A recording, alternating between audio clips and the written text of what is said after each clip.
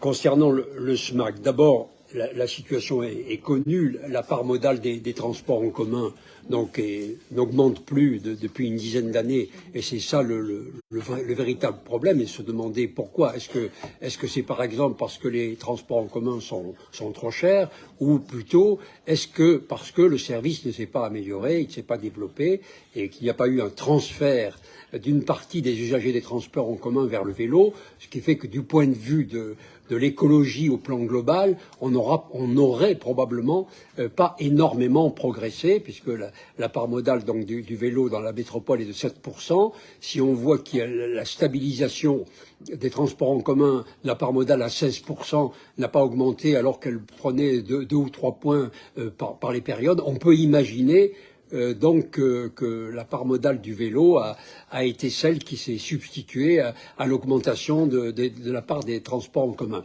Donc tout ça n'est pas très satisfaisant. La situation, on la connaît. Il y a un retard d'investissement considérable de renouvellement du matériel qui a été accumulé ces dernières années et qu'il faut rattraper. Il y a un endettement également du SMAC qui est considérable, qui s'ajoute à l'endettement de la métropole, qui s'ajoute à l'endettement de la ville-centre. Tout ceci est quand même également globalement inquiétant. Et il y a effectivement le petit murmure, la petite culture ambiante concernant la gratuité, c'est-à-dire le transfert à l'impôt de 60 millions d'euros. Moi, je voudrais rappeler que ceux qui évoquent aujourd'hui la gratuité sont les mêmes qui ont voté le plan de déplacement urbain de 2019, proposé par M. Mongaburu, et qui prévoit qu'en 2030, la part contributive des usagers sera de 30%.